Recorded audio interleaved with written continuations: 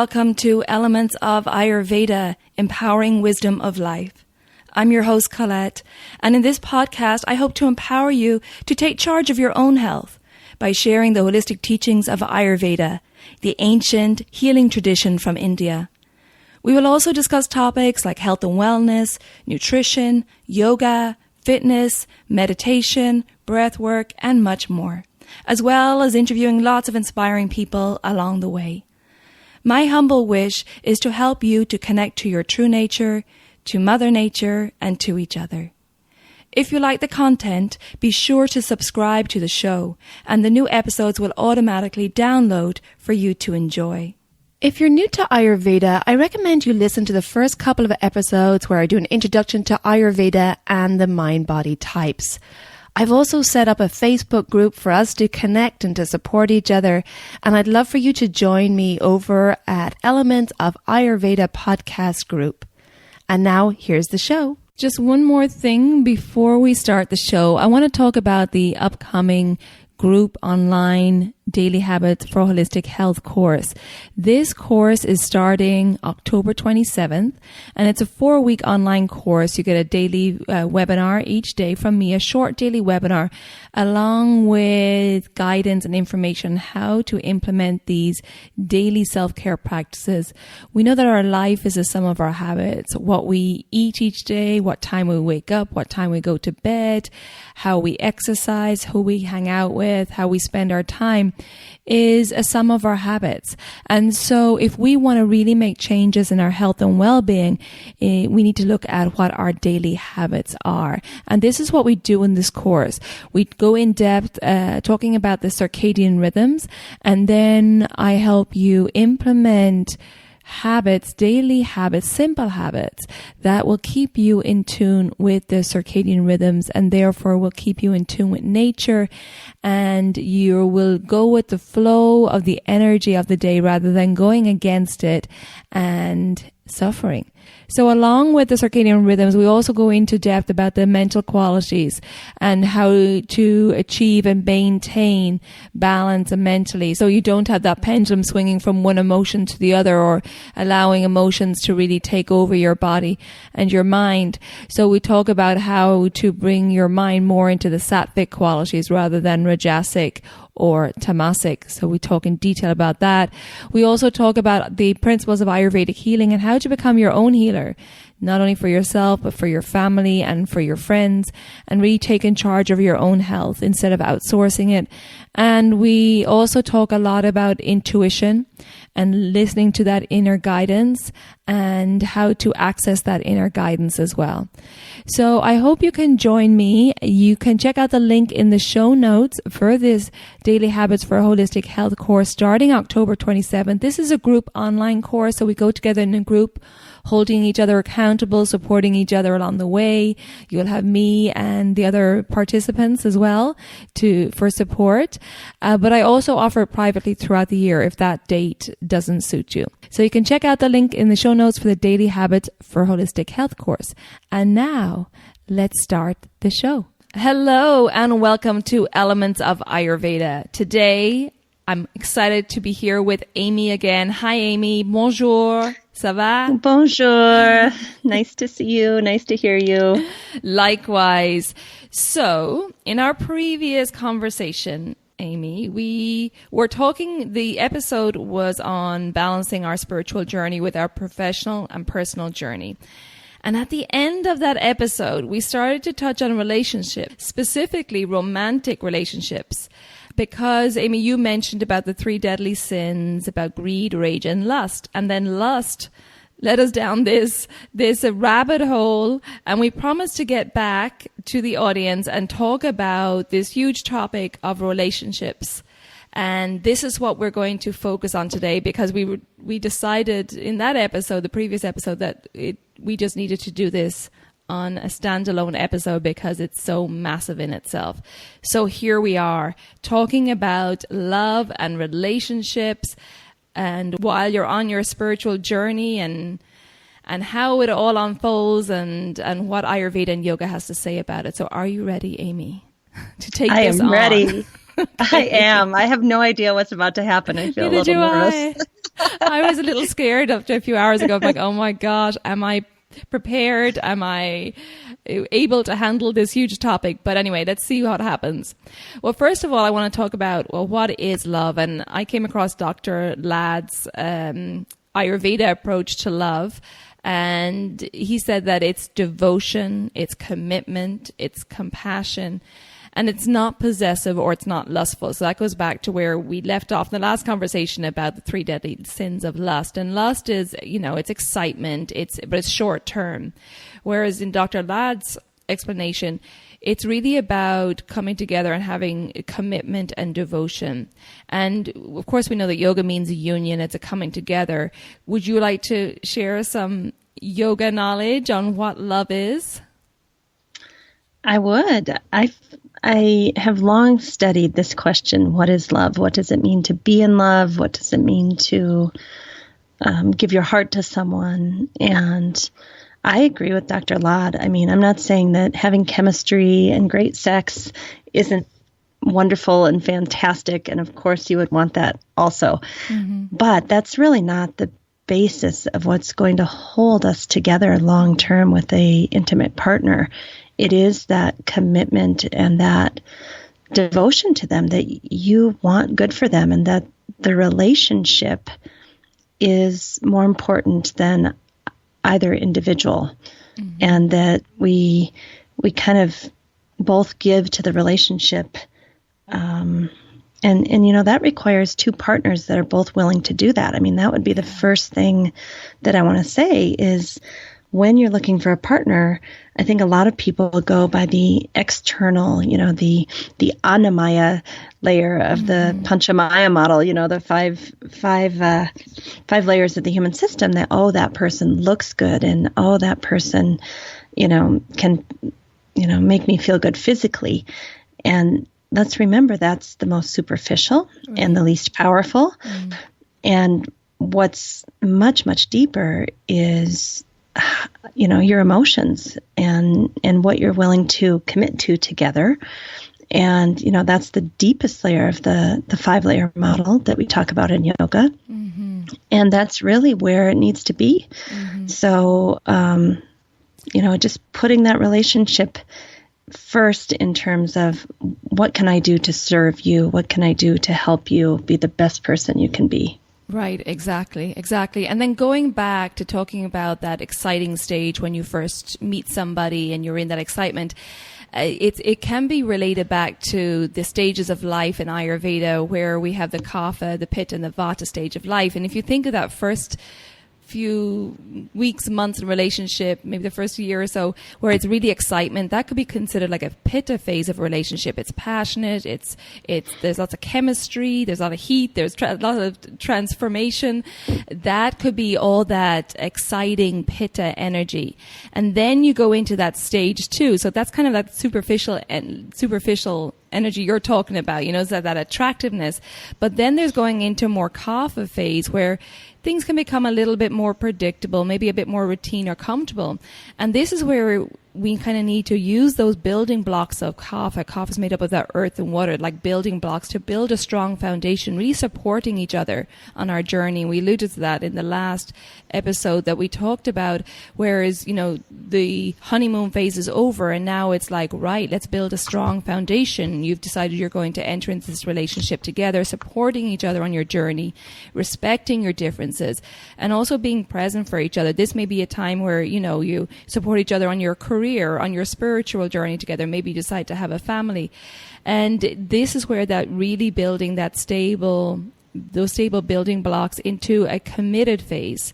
And then the third phase could be considered like the vata phase, where in the vata phase of life, there's a potential for dryness or cracks to come in. Maybe in this phase, just is the vata phase in our lives is post-menopause. It could be like the empty nest phase. Maybe if you had a family together, your children have left, or maybe you're retiring, and there's a potential for, this dryness to come in. There's nothing really keeping you together anymore because you're your family's gone, there's an empty nest. But this is where there's a real potential for a deeper connection and nourishing the relationship, just like we nourish our tissues and our body, and becoming more philosophical, really looking into the deeper aspects of your relationship, maybe being curious, finding things that you enjoy doing together, whether it's spirituality or cooking or yoga or whatever it is. But now that maybe your family's gone or you're retired, that you go into this vata stage of your relationship and you find new things. It's all about curiosity and keeping yourself active and having this inspiring relationship with each other. What do you think of that, Amy? I love that. And I do think we need to, in the vata phase, keep it adventurous and fun and curious. And it's such a perfect time to work on ourselves spiritually, but also work in a relationship together in a spiritual way, where you pray together or you meditate or you do yoga or you go to your Catholic Mass every morning at 7. I mean, whatever it is for you, I think that vata phase of life is a time where both people in the relationship can really focus on connection to God, with and for and in each other. It's a beautiful, beautiful thing.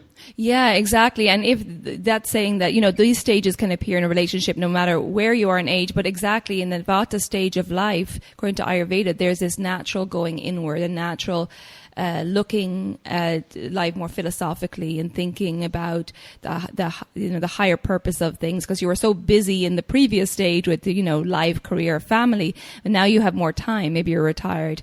So it is really important to nourish a relationship. But I actually want to go way back. And before, if you're at the point where you're looking for a relationship, it really has to start with preparing yourself. And that comes with self-love or self-care, as we talk about all the time, Amy. Taking care of yourself first so that your cup of love is full and love just exudes from you. And this includes, taking care of yourself includes the Ayurvedic diet, which we talked about, knowing your mind-body type, the daily habits, the dinacharya, mindfulness, yoga, living a Sattvic life, making sure you're sleeping well. This is what is really important. You have to nourish yourself first before you can feel full enough to give love to another person. Because if you're going into a relationship and you're not sure of yourself or sure of your own values or filled, your cup isn't full, then you'll feel exhaustion or you'll feel pulled perhaps. I think it's so important to really understand yourself first. If, like I said, if you're at a point where you're not in a relationship, you're looking for one, it's time to delve deep, understand your values, your needs, understand your mind-body type, your constitution, delve deep into the yoga teachings and really find your values and what you want in life. I would completely agree. And, in addition to all of that, really understand that energetically we're just the gunas, and whatever gunas are going on inside of you will magically attract similar, in Ayurveda we say like attracts like. So if you're attracting a certain type of person that is not treating you well or is unkind or doesn't take care of you or doesn't support you, the first thing that we should do is change our gunas, exactly how you said, nourishment, self-care.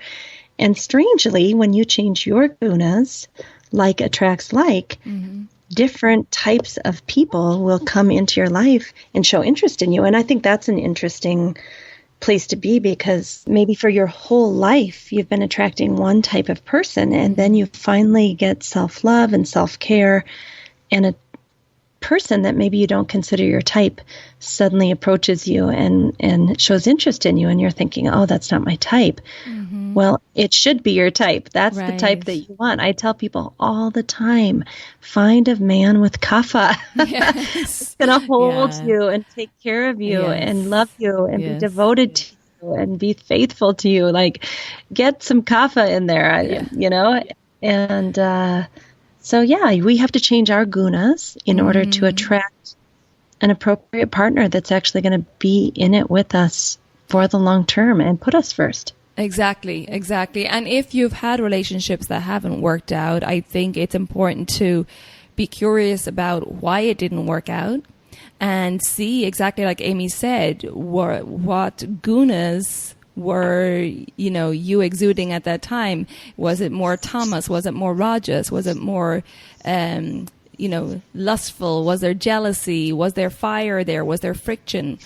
Was there greed, or was it more tamasic, which is more inertia, lethargy, exhaustion? So looking at what's going on in your world that's attracting that energy in, being curious about it, digesting it, making the changes with your self-care practices and bringing yourself into a better place so you can attract somebody who is at your level and is more sattvic, and like Amy said, letting go of your expectations, letting go of your list. Yeah, I mean, I think I personally like the idea of bhavanizing for a partner, and here's my values, and I want to find a partner that shares my values. I really like that idea. Can you explain that to people? Sure. So when I met my husband, I should say before I met my husband, I was on the island of Maui. Mm-hmm. And one night I was laying in the grass under the stars, and I wrote 5 pages, I'm not even kidding, with multiple columns on each page of what I desired in a mate. I mean, somebody the other day told me, I wrote down 34 things. And I'm like, yeah, I wrote down about 700. And it wasn't that I had to have every one of those, but it was me getting very clear about what was a non-negotiable for me, what was in my heart, what my values were. If I was going to spend the next, 60 years with a person, what does that look like? Who do I want? So I did this, and then I gave it to the universe. I took my little notepad, and I think I still have those pieces of paper now, 20 years later. But I basically said, okay, God, this is for you, and I'll let you cook this up for me, and we'll see what happens. So I think that was probably like in February. And then I think it was, July that I met my husband. So it took a little time, and I was fine with that. Mm-hmm. But I really did. He had almost every single thing on the list. It was amazing. And he had a few extras that I hadn't put on there, which was a nice surprise. Yeah. So that's great. And where did you guys meet? We met in Lake Arrowhead, where we live. Okay. It was a very cosmic meeting. I mean, when I think of me giving it to God under the stars that night, and then, do you want to hear the story of how we met? I love these stories. Romantic. So I had just moved to Lake Arrowhead like on a Friday, and knowing me, completely moved. Okay. Yeah. Moved my whole body and mind and spirit to Lake Arrowhead, and I went out and I started to try to network with some different people in town because I was a yoga teacher. And so I found a massage therapist, and I said, can I come over and talk to you on Saturday and get to know you? And I walked in the door, and she took one look at me and she said, I have the guy for you. Are you single? Oh my gosh. I was kind of like, okay, first of all, hi, my name's Amy. I've never met you before. How do you know that you have a guy for me? And That's second incredible. of all, like, how well do you know this man? And she said, I just met him yesterday. I gave him a massage. So already I'm like thinking, okay, you just met him. You're a kook. So anyway, she was just sure of it. And I was like, okay, well, I said, maybe he and I could just talk as friends. Like, don't set it up as like some big date or something. Mm-hmm. So anyway, he called me. She gave him my number, and he called me. And the moment I heard his voice, I had no idea what he looked like. She didn't even tell me. I had no idea. And when I heard his voice, the resonance of it, I just had this really deep feeling that it was my guy. Oh my and I didn't meet him for a couple of weeks after that. And then when he walked into the kitchen to, introduce himself for the first time, I was like, oh yeah, that's him. Wow. Yeah. And so then the next day we went on a date, and we ended up at 3:00 in the morning on top of his Montero truck, looking up at the stars. There's a meteor shower that night, and I think we stayed out there till like 3 a.m.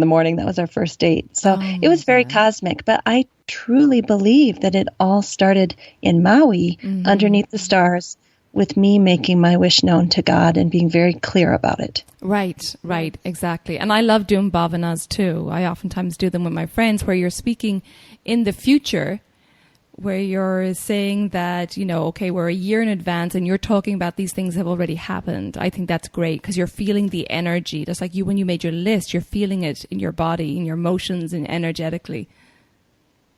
And I have to say, I was very Sattvic when I did this. I wasn't all frazzled out. Right.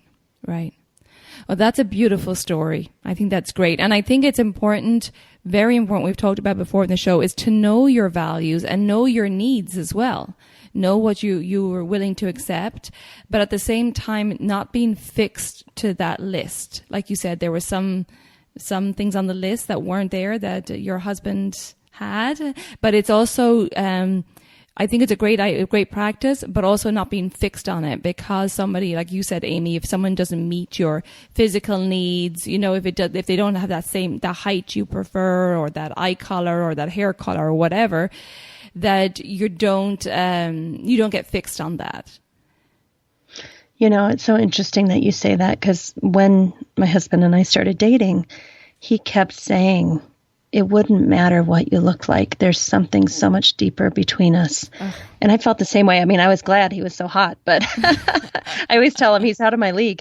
But the fact that he too felt that if I had been taller or shorter or skinnier or fatter or blonde or red-haired or whatever, it was so much deeper than that, Yeah, that just shows that he has done a lot of work himself, and he realizes, that he can sense the energy and the values that he's looking for as well. So it was far from a superficial thing, which is beautiful. And that you're both on the similar path now. You've talked about that before in other episodes, that you both are on this yogic Ayurvedic path now, and you're supporting each other on your journey, which makes it such a strong relationship. It's true. And I want to just have a note of caution that there are so few healthy spiritual men in the fields of yoga and Ayurveda and meditation. And there's so many women looking for that sometimes the gentlemen can be players. And I just want to caution not to jump into the first yoga relationship you can find without discernment. Yeah, definitely.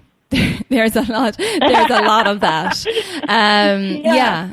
Maybe there's some men out there that understand that, these women are searching for love and they may take advantage of this. And, actually, let's get into this topic now. What about the narcissist empath relationship, which I feel in the yogic community, in the spiritual community, there are people generally, empaths or healers, or very compassionate. And I've read a lot of articles on this recently. This, narcissist empath relationship can be very damaging, and it can be very draining. And have you heard much about this, Amy? Oh, 100%. I think the field of spiritual endeavors is ripe for this, because we are all wounded. We're all looking for something to help us be happier and be whole again, and we're vulnerable. And so if you get a sociopath or a psychopath or narcissist in your community taking advantage of people who are searching and truly trying to find themselves, it's very dangerous. Yeah, I've come across this a lot. And what will happen is there'll be a warning sent out among the women. But the narcissist is literally somebody who will zap your energy. And, Dr. Christine Northrup talks about this a lot. And she says a great way to recognize a narcissist is that if you're in their presence, that you are completely drained by them. Like afterwards, you feel like you need to take a nap. And she states that 1 in 5 people are narcissists. But you really have to work on protecting yourself, recognizing the signs. and protecting yourself from this, and especially in this community, and practice discernment, like Amy says, and always check in with the gunas about how you're feeling when you're in a person's company, how you feel afterwards. Was it uplifting? Do you feel drained? Is it someone that's supporting you, or are they, and it can be in very subtle ways, bringing you down or holding you back? Or making you full of fear. Yeah. I mean, that's very common. And the other thing I want to say about, the whole narcissist thing is, oftentimes they will love bomb you. I don't know if you've heard this term of love bombing, but they will make you their world for the first 3 to 6 months, and you will think that you have died and gone to heaven, having found your perfect soulmate that adores you so much.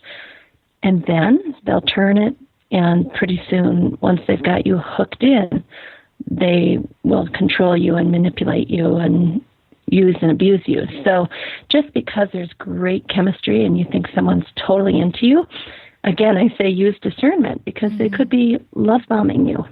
Yeah, and I think this is where you really have to listen to friends, because sometimes you could literally be blinded by love. And you have to listen to your friends, listen to that community you have around you, who you know are there for you all the time. If they're giving you warnings, while it's hard to listen to in the throes of love, when you're so excited and you've been, craving something like this and think it's finally arrived, but when those friends are giving you warnings, or your family, it's important to take heed.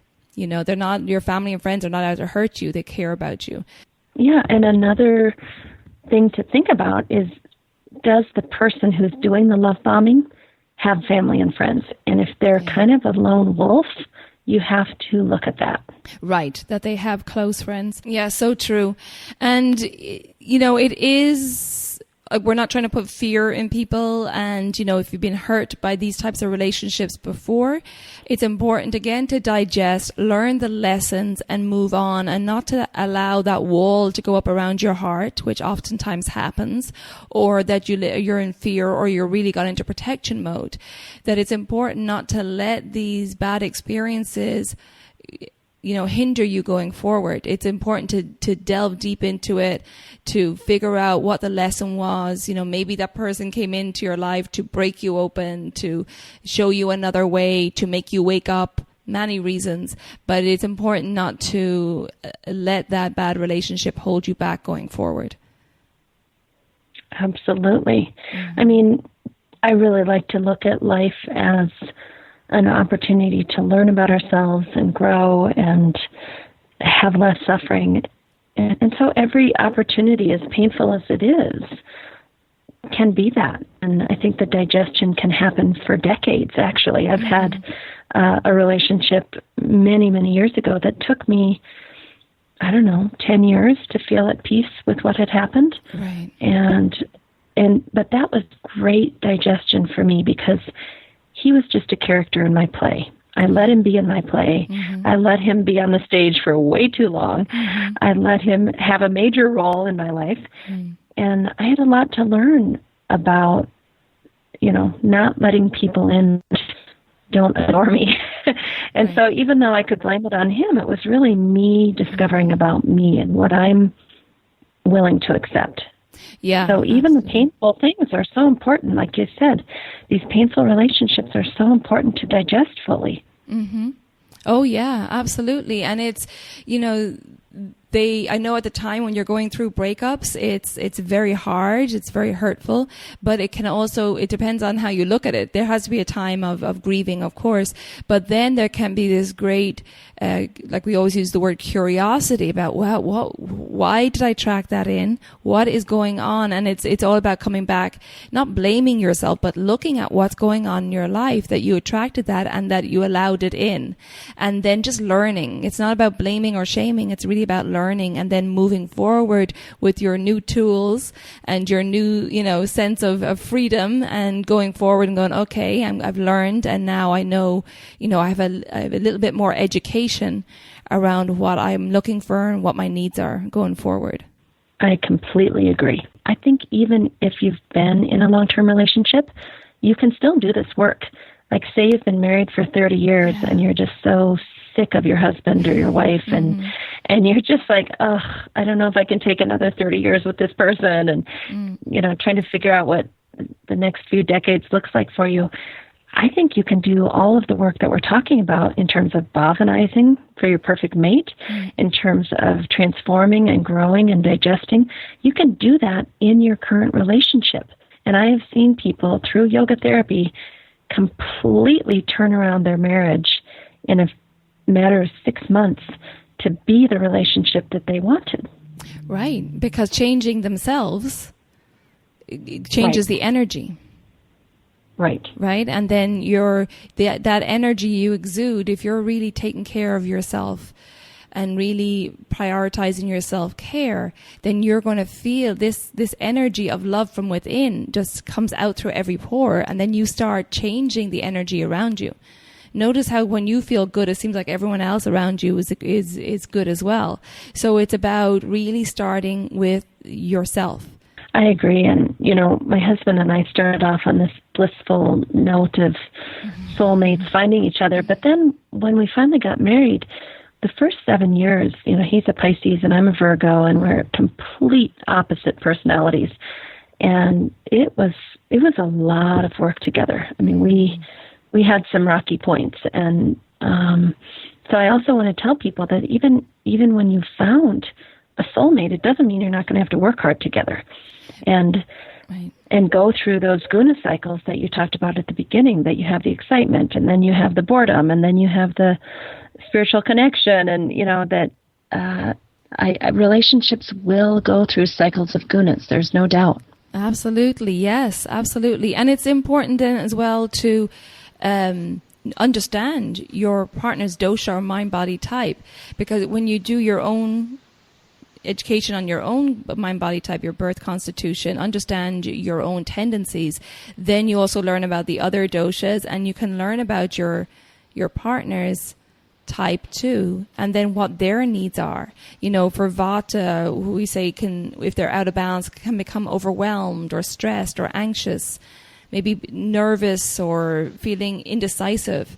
That's their tendency when they're out of balance. So you as their partner know when you see those tendencies coming through, when you understand, their Vata is out of balance, you just need to help them, and by providing structure, maybe a routine, and providing more nourishment for them so that they can feel grounded. So there's ways that you can help your partner just by knowing their dosha.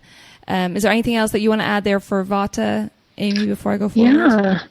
Yeah, I love what you're saying. This is what I do with the women I work with in yoga therapy, is when they're complaining about their partner, we actually break down their partner's gunas, birth constitution, as well as lifestyle imbalance, and help them see what is likely to change, what is likely not change, and get clarity about, if we could mitigate this Vata tendency and settle him into balance, would you be willing to recommit to this relationship? And almost always it turns out for the best. It's remarkable work. Beautiful. So the other thing I would say about when people get very out of balance, extreme Vata, is there is a really, really mean streak that comes. A lot of people think of anger with Pitta, but Vatas, because it's dry and hard, they can be really mean. And now you have to push them over the edge to get them there. But once they're there, oh my goodness, it hurts. Yeah, I mean, on the very end of that scale with Vata, it says that there is associated with bipolar disorder. So, I mean, while maybe not on that spectrum, but it could be that's where that comes from. Right. And borderline personality also, and OCD and schizophrenia, all the mental illnesses. Yeah, absolutely. So just understanding that. So maybe, things you could do, like for nourishment, if you are the cook in the family, try to cook grounding foods for them with lots of good fats in there, and, nourishing them, maybe offering to give them a massage so that you're, calming them. There's oils on their body. They're feeling grounded. So there's subtle ways. You don't even have to tell them that you're doing it. that you Right. could incorporate these things even in the home, because sensory overload can be aggravating to Vata. So in the home, turn off the TV, put on some relaxing music, dim lights, burn some calming essential oils. There's lots of ways you could subtly change a situation. Right. I would always get completely out of balance in the Vata direction when I was at California State University, my teaching job. Oh. So I go there Tuesday, Thursday, and after 400 kids jumping on me all day, on the way home, my husband would say, "Would you like me to draw a bath for you?" So that when you walk in the door, I was like, "Oh, yes." And that's what we mean about nourishing. Yes. That he would think, like, okay, her Vata is going to be really high tonight. I'll get a bath going, That's amazing. That's a beautiful thing. That is I'm love. sorry. Hope I'm making anybody envious. No, because that's good. I had a friend who used to always say, like, when we're in relationships or we're in company with people who have amazing relationships, or we hear about them and we're like, oh my goodness. It's good because that's what you want to attract in. So just soak it up, Right. everybody. If that's what you want, your partner to get it, that you're on the way home after a stressful day and they're like, can I run a bath? Well, we'll just all soak that in. We'll soak in those vibes, because that is a beautiful thing. That's a beautiful thing. So let's move on to, go ahead. My partner knows Ayurveda too, so that helps. Well, you see, that helps. I've taught him.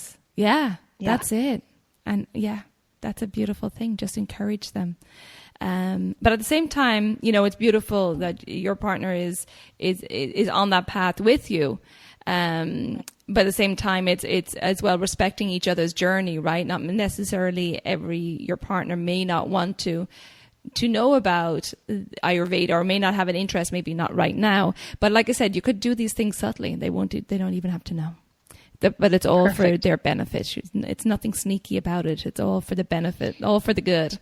So let's move on to Pitta. We know when Pitta gets out of balance, Pitta can be controlling, competitive, argumentative, bit aggressive, really quick to anger. So what you want to provide, if you find that your partner has that excess Pitta heat, is space, some coolness, some calming, and some relaxation. But the best thing is if you find that somebody around you is getting explosive, is just to back off. You don't rise to that, because that will just affect your energy. Is just to allow space, allow them to cool down, and then try have a discussion, but definitely don't have a discussion right in the heat of the moment, when that volcano is erupting.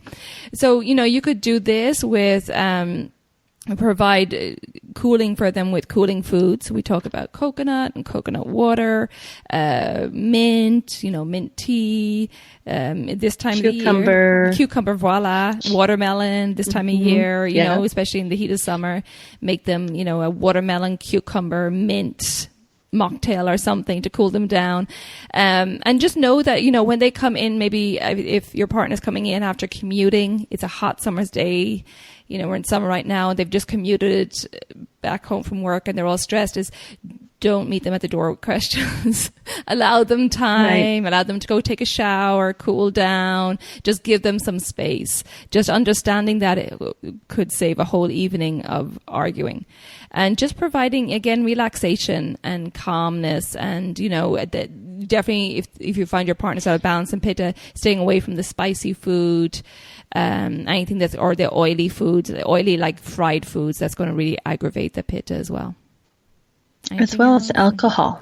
I find when I am out of balance in Pitta, I actually crave alcohol, and that is the worst thing for me. I mean, when I'm out of balance in Pitta, that's the last thing I should be doing. Right. And I've really gotten a handle on that when I'm out of balance in Pitta, I do not drink at all. I know. And it is very common to get that, oh, just give me a glass of wine, I've had the worst day. And when you're stressed. Yep. So that's why the mocktail is a good one to try. Have something that's nice, put it in a wine glass or whatever. But just make up a nice drink that feels like it's something special, but not alcohol. Exactly. Because that will just drive the Pitta out of balance too. And then anything else to add on Pitta before I move on to Kapha? I love what you said, just cooling, cooling and spaciousness and quiet. It's good. Yeah. And then for kapha, when kapha goes out of balance, there's a heaviness, a sadness, maybe lethargy, maybe sleeping long hours, just withdrawal, not wanting to go out, not wanting to socialize, maybe a foggy mind, about really hard time making decisions.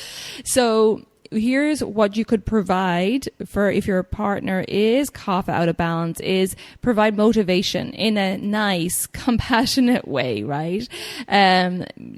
Organizing maybe, movement or walks or hikes, or get them up and active. But for kapha, it's a lot of time that inspiration is hard. So if you could encourage them again with compassion, like, oh, let's go, let's go out, let's go hiking, get them out in nature. Once they're out there, they love it and they have loads of endurance, but it's just that getting up and out, and providing, warmth as well is good, because they have a tendency to be cold. But the warmth not in like on the couch covered with blankets, the warmth in that maybe get them up and out to a sauna, the dry heat, or like I said, creating heat in the body with exercise, but just getting them motivated, and again, doing it in a nice way. I'm thinking of a pitta partner with a kapha. I think the pitta just like, come on, get up, get out. What's wrong with you? But do it like gently, understanding that you have to have compassion. They're not the same as you. Right. And I think movement early in the day, at least for me, when I'm out of balance in the kapha direction, it changes my whole outlook, my whole mental, emotional outlook for the day if I've gone for a hike or a swim early in the morning. And of course, a person who's out of balance in the kapha direction does not want to go do that, but that's exactly what would transform their life. So, if you can take them to the woods or someplace that is enjoyable while they're getting the exercise, that would be great. Yeah, exactly. Make it something exciting, and then it just happens to be active. Yeah, right. Yeah, and make it some more social. And also, of course, we're in relationships, we're looking out for our partners, and we're always wanting them to be happy, hopefully. So just checking in, because of course, when you're recognizing the signs and you have the education around this, you can help them from going out of balance too much. So you can catch it early and use discretion and do it in your own way about how best to approach it, whether you do it subtly or you actually talk to them about it. But one thing that's always clear in life and in relationships is it's constantly changing. Constantly. And not, maybe sometimes that we're not always going to be on the same path, or that you met someone very young and now you're a different person. I know from my relationships when I'm younger, I'm still in touch with people I was in relationships with. I'm a totally different person. I've completely changed.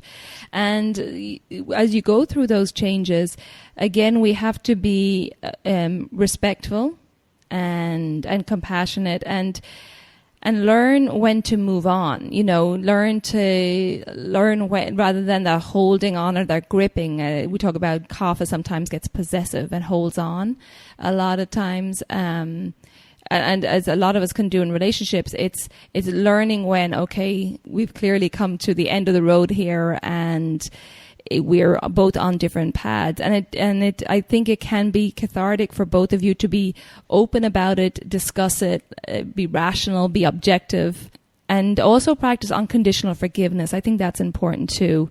That if you do have problems in the relationship, that saying, "Oh, I'll forgive you if you do this or if you change this," that can cause resentment. That it's if you are going to forgive someone for their actions, that it's unconditional. So I approached two things there. One about learning to move on, and also the unconditional forgiveness, whether you're staying with them, they did something and you decide to stay together, or if you decide, okay, it's time to go our separate ways. That's a lot. And let's point out that forgiveness is actually for us. Yeah. It's not necessarily for the other person. I mean, it's great for the other person, but it's so that we don't carry around resentment and anger and end up with breast cancer. I mean, I'm not even kidding. Like all of those negative emotions that we decide to carry with us for years and years as a way to punish the other person. I'm sorry, but the other person has gone off into, their life. They may or may not be thinking about you. And here you are holding on to all this resentment, which has a terrible effect on your microbiome. Yeah. It has a terrible effect on your gunas. Yeah. And it eventually causes illness. Absolutely. Yeah. It's very acidic to hold on to those resentful feelings or jealousy or whatever it is, or anger. It's really just harming you in the end of the day. Right. Yeah. And also preventing you from moving forward. Right. You're still linked to the negativity in the relationship. Yeah. And then as well, you're still exuding those gunas. So we know that anger, that jealousy is more rajasic. So then are you having more rajasic relationships around you because that's the energy that you're giving out. Right. Yeah. Right. You'll attract someone. I mean, I'll give you an example. I have had several women that I've worked with that their husband is an alcoholic and they divorce him because he's clearly a problem, and who wants to be married to an alcoholic? But the women haven't done their own work to transform their own gunas and their own values and get clarity. And they end up with a new mate. And, a year in, guess what? He's a closet alcoholic. Oh my goodness. Because she didn't change herself. She didn't get Sattvic. So she attracted the same type of person. It's just he hid it from her, right? Yeah. Yeah. And this is where it all comes down to is taking care of you as priority number one. You have to have your foundation strong before you can attract in the partner that you want to attract. It has to be a strong foundation. You have to understand yourself. We talk about life as a journey of self-realization, to express your truth in your unique way. And, the people that we meet along the way, sometimes they break us open, but you have to be in your truth, understand your values, understand your needs in order to attract the right person in. Absolutely. And be willing to let go of that person to get your needs met. I mean, There was a time with my husband that he probably won't like me telling this story, but we laugh because I really, after 3.5 years, and I was in my 30s, I wanted to get married. And he was a little slow. He loved me, but he just... That was very frightening for him to actually commit to a life together, lifelong 70 years or whatever. And so after some time, I just figured, you know what? It's up to him. He needs to figure it out. If he wants to, he will. If he doesn't want to, he won't. But in the meantime, I don't want to live together. Okay. I decided I don't want to live together. Right. If he has not yet decided. So I didn't tell him. I got a new place and moved my things while he was at work. And he called me that evening and said, "Where are you?" And I said, "I'm in my new apartment." Oh my gosh. And he said, "You're what?" My mouth is open here. I'm like, no, she didn't. I know. Yes, I did. He said, What in the world? I said, "Yeah, I'm eating pizza and watching the movie The Italian Job," which are both things he loves to do. He said, "Are you kidding me?" And I said, "No, I'm dead serious. This is what I've decided." I didn't give him an ultimatum. I didn't threaten him. I just did it. I was like, "Well, dude, if you're not ready," I said, "I'll still date you. I'm not breaking up with you, but I'm not going to live with you anymore." So that gave him the space to figure out if he was ready to commit. And again, I didn't give the ultimatum. I just took action because it's what I needed. That's amazing. That is really amazing. Like you meant business, but I think you gave him clarity. You weren't saying one thing and doing another. Well, and I can't even say I meant business. All I can say is that I was taking care of Amy. Right. Well, I'm Amy impressed. Needed what Amy needed. And if he wanted to be in my picture, I would love for him to be there. But if he didn't want to be there with me, then I wanted him to go find what he needed. And I needed to be where I needed to be. And it wasn't malicious. I still had deep, deep affection for him. I wasn't even angry. Right. I was just like, I got to do what I got to do. When I make a decision deep inside myself, I don't waver. I just do it. Yeah, that's very impressive. Very, very impressive. Thank you. Yeah. Yeah. So we still have a joke about the Italian job. Like, that's our thing. Oh, like, yeah. are you going to pull an Italian job on me? Yeah, but also, you gave him space, like you said, to reflect on what he wanted. Right. Yeah. And so he that's needed great. that. Yeah. He couldn't have me breathing down his neck, forcing him into marriage.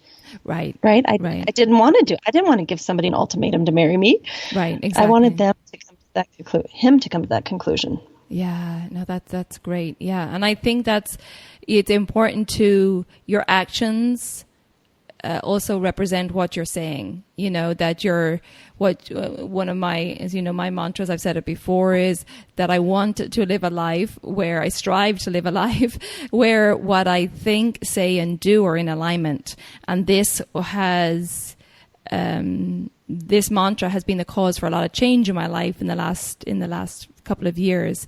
So I think it's so important that if you're saying one thing, like in that example you gave, Amy, if you're saying, oh, I would like to get married, but if you kept in that situation where you're living together, it's like, that maybe your husband would be like, this is fine. She's still here. It's okay. I don't have to take any action, So I think it is important to practice what you preach, as it were. Yeah. And, it's not like he didn't know what I wanted. We had the discussions, and it had been over 3 years. I felt like 3 years was enough time for him to decide. Right. So there's communication, there's, affection and love. It's not like a mean act, but at the end of the day, you take care of you. Yeah. I'm sorry, but nobody else is going to take care of you. Yeah. They're going to support you. They're going to contribute to you, but you need to figure out what you want and make it happen. Right. Absolutely. No, I had a similar experience when I was in my late 20s. Left a relationship because I knew it wasn't going anywhere, and I knew I was getting caught in a situation that wasn't good, and it wasn't going down a good path. There was lots of excitement, but no future, no going into the coffee stage. So yeah, I did a similar thing where it's like, I got to get out of this, and I knew that it was such a sticky relationship that I needed to put some distance between it. Right. Yeah. Yes, and I think that's very important, that if you decide you want something for your life, don't keep putting yourself in a situation that's going to bring you what you don't want. Mm-hmm. I mean, that's just the definition of crazy, to do the same thing and expect a different result. Right. Yeah. Unless you're back in there and then you need to learn another lesson. You're like, dope. I gotta learn another lesson. I've done that. And again, it's like, okay, you've gone through it again. You see the cycle, and it happens to many of us. And I've definitely been there. You see the cycle again, and it's like, okay, what did I learn? Okay, what am I going to do to change this going forward? And just, put that information, file it, and just do your best to move forward and continually working on yourself. And again, always having self-compassion, not beating yourself up. That's not going to help anyone, but it's just about recognizing why it came into your life. And again, always taking care of you first. It's not selfish. You need to do those self-care practices, really nourish yourself first. And like I said, life is all about expressing your truth. And when you're expressing your truth, that's when you're going to find happiness. You're not going to find it in another person. You need to find it in yourself first. You hear this from so many people, and it's the truth, that you need to find that contentment, that happiness within yourself, that fulfillment within yourself first. And that comes with really taking care of yourself, making sure that, you're doing your daily self-care practice, you're practicing your mindfulness techniques, you're nourishing your body and your mind. I agree. And if you don't find anybody, then you're happy anyway. Yes. Yeah. And, that's another thing, thinking about this topic today. It's like, wow, lots of these spiritual teachers are not in relationship. Right. Yeah. And don't have children. No. Yeah. It's very interesting. Yeah. Like I was, listening to all these spiritual teachers this week and just thinking about this topic. And it's like, yeah, a lot of them, they're talking about, that's why I was listening to them, because they're talking about relationships. But I think it's interesting as you go on the journey. For me personally, it's like there's less of that that need.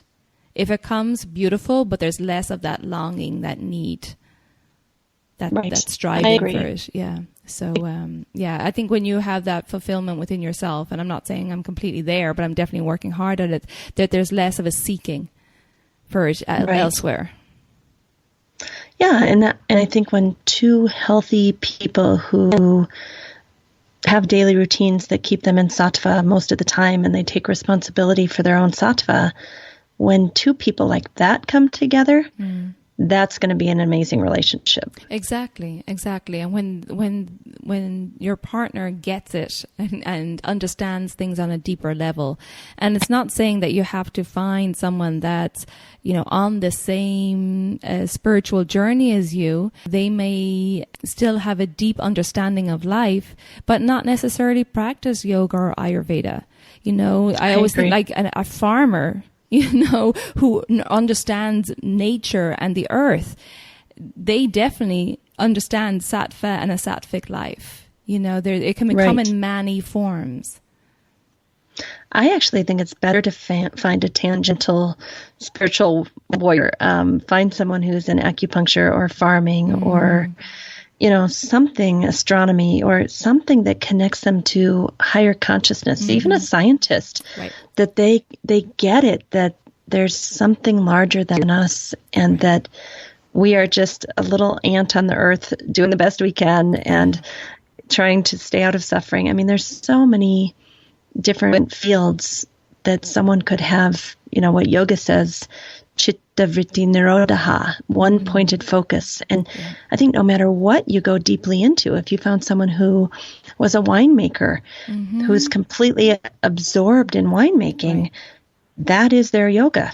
But how exciting is that, or sexy, when you find or talking to somebody and they're so passionate about a topic and you're just like, wow, tell me about that. And it could be making a cheese sandwich. It could be anything. It could. And they're just so passionate about it. Well, maybe not cheese, but it could be, whatever it is. But when they're just talking about that topic and you see them light up, I think that is just so endearing. Well, not only endearing, but totally hot, because they've done research on this. What is the most sexy quality in a partner? And they surveyed, hundreds of thousands of people to figure out, like, okay, what is it that makes your partner sexy? Is it the eyes? Is it the voice? Is it the, how they take care of you? And the number one thing that made people just go electric with chemistry for their partner was to see their partner completely absorbed in some type of work that had meaning, and that they were in their power in that work. And strangely, that when the partner watched, their man or their woman out in public doing their thing, that was a total turn on. Yeah. So it's exactly what you're saying. Like, find someone who's passionate about something and wants to be in relationship. Of course, they can't just be passionate and not want to be in relationship. Right. And that's sexy as hell. Absolutely. Right? Yeah, because you're seeing them live their truth. And that spark, we recognize that spark. We recognize it. We're like, oh, that spark that comes when somebody is absolutely in their truth and it exudes from every pore. You could see somebody walking down the street, and when they are feeling good and confident, they may not be the most amazing looking person in the world, but there's something about them. They're just, they have that, they're living from their true nature. I think that we can just viscerally feel that within us, even though we can't put our finger on what it is, but there's just like something about them. And, if you want a really tangible example of that, I think a lot of musicians are known to have women crawling all over them, but when a musician is merging with their music and their guitar and they're jamming it out and they're totally into their power up there doing their music thing, that is so sexy. And, what we're saying is that transfer that out to a mechanic who loves his cars or a coffee maker who loves his coffee beans. Yeah. Like, it doesn't matter what the topic is. If someone is absorbed in what they love, that is totally sexy. Absolutely. So go out there, folks, and Find someone in their passion. Well, what I would say, my advice at the end of all this is, and I hope this episode helped, because it is a tricky subject to handle, and I hope you got something out of it. But I think my advice would be focus on you. Focus on building up your Sattvic life, and then you will attract the right person to you. And be in your passion. If we're going to be looking for someone else that is, chitta vritti nirodha on their passion, you do the same. You find something that you are just totally into and be sexy in your one-pointed focus so that they look at you and think, wow. Exactly. Okay, so go on and get your sexy on. I'm all about that this morning. Can you tell? I won't let it go. Okay, folks. I hope that's a good note to end on. Amy, thank you so much. This was a great conversation. I was wondering where it was going to go, and I feel really good about it. And I hope that the audience, I hope you guys really enjoyed it out there. Remember that we have the podcast Facebook group, and would love to hear your feedback. Maybe tell us about your relationship, your story. Amy shared her lovely story today. And so, go over to the Elements of Ayurveda Facebook podcast group. I'll put a link in the show notes and share your thoughts. I'd love to hear them. Amy, thank you so much. Another amazing conversation, my dear. And I look forward to chatting with you soon. Thank you. It was a pleasure.